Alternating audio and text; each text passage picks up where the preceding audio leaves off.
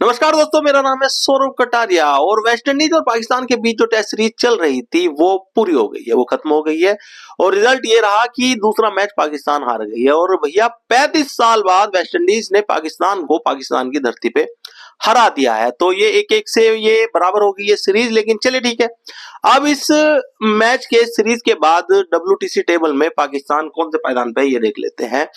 तो देखता हूं मैं टेबल, और ये तो पाकिस्तान टॉप पर है। पाकिस्तान टॉप पर है WTC की टेबल में। अच्छा अच्छा, एक मिनट, ये टेबल उल्टी हो गई है, ये टेबल पलट गई है। और इसका मतलब ये हुआ कि पाकिस्तान 9वें नंबर पर है, भारत तीसरे नंबर पे है। और ये टेबल अभी तक की अपडेटेड टेबल जो फाइनल हुई है ये है। तो भैया पाकिस्तान का प्रदर्शन तो बेहद ही खराब हो गया, बहुत बुरा हो गया। मतलब वेस्ट इंडीज और बांग्लादेश से भी नीचे है भैया पाकिस्तान। तो सोचने वाली बात है, शान मसूद को सोचने वाली बात है। कप्तान है साहब, हालांकि सारी जिम्मेदारी कप्तान की तो नहीं होती, लेकिन काफी हद तक होती है भाई। जवाबदेही तो कप्तान की होती है। प्लेयर आपके कैसे खेलेंगे वो मैटर नहीं करता, मैनेजमेंट कप्तान से सवाल करता है कि आपने क्या किया, आपके प्लेयर अगर अच्छा नहीं खेल रहे तो बाहर क्यों नहीं।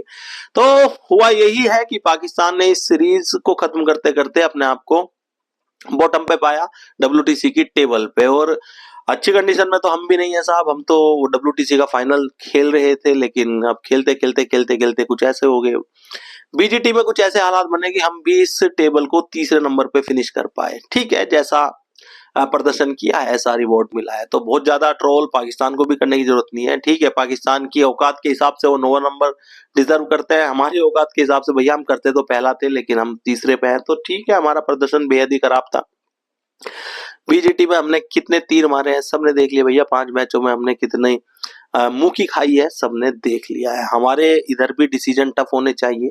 थोड़े से मैनेजमेंट को अब सोचना चाहिए कि जो भी हुआ है BGT में उसकी पूरी समीक्षा की जाए, किसकी क्या गलती थी।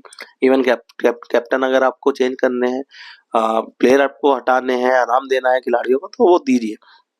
क्योंकि WTC का सपना हमारा फिर से सपना रह गया। कभी हम फाइनल खेल के हार जाते हैं, तो इस बार तो हमें फाइनल खेलने को भी नहीं मिला।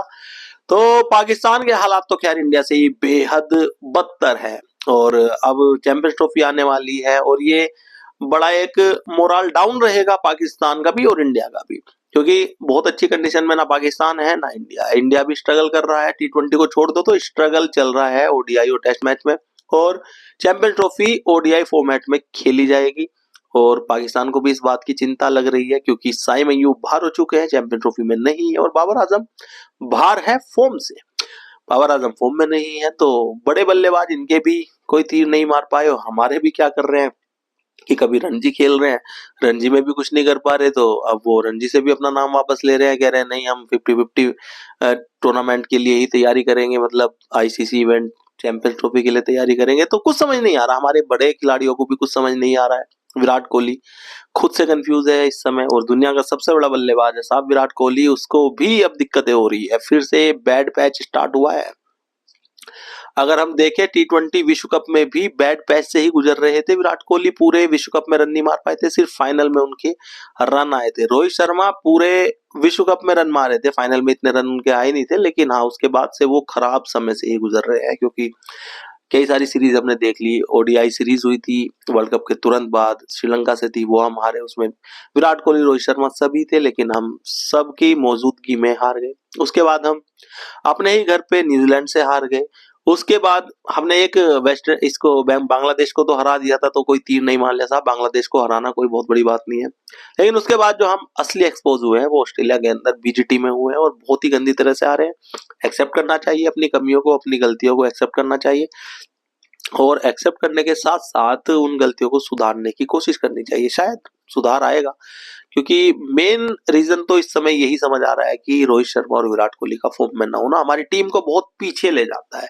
भैया ऐसा नहीं है कि सिर्फ 2 खिलाड़ियों पे जिम्मेदारी होती है, लेकिन ये वो 2 खिलाड़ी हैं कि जिनके लिए पूरी रणनीति बनती है। दूसरी टीम वाले पूरी पूरी रात जाके इनके लिए, इनके खिलाफ रणनीति बनाते हैं। तो दूसरे खिलाड़ी रन मार रहे हैं, ऋषभ पंत ने रन मारे, यशस्वी जायसवाल ने रन मारे, कुछ कुछ छोटे मोटे रन शुभमन गिल ने भी मारे। तो बाकी के लड़के रन मार के आए हैं।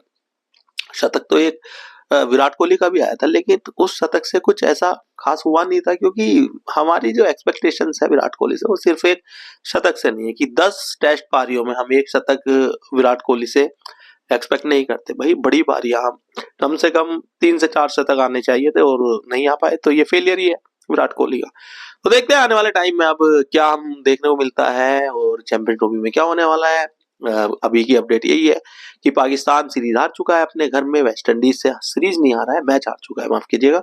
और एक एक मैच जीत के ये बराबर करी है इन्होंने सीरीज। पहला मैच पाकिस्तान जीता था, दूसरा मैच पाकिस्तान हार गया, और अब इनकी भी टीम में कुछ ना कुछ बड़े बदलाव होने वाले हैं। तो लेट्स होप क्या होता है कि अब कौन कितने पानी में ये पता चल जाएगा, क्योंकि 19 फरवरी से चैंपियंस ट्रॉफी 2025 शुरू हो रही है।